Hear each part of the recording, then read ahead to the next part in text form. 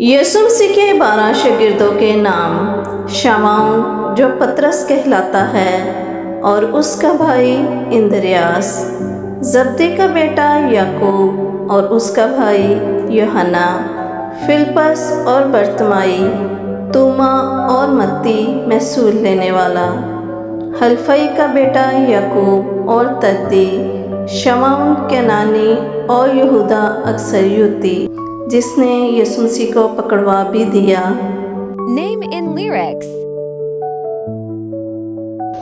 पतरस, इंद्रियास, याकूब, यूहन्ना, फिलिप्पस, बरतमाई, तोमा, मत्ती, हलफई का बेटा याकूब है, तद्दी, शमौन, यहूदा इस्करियोती।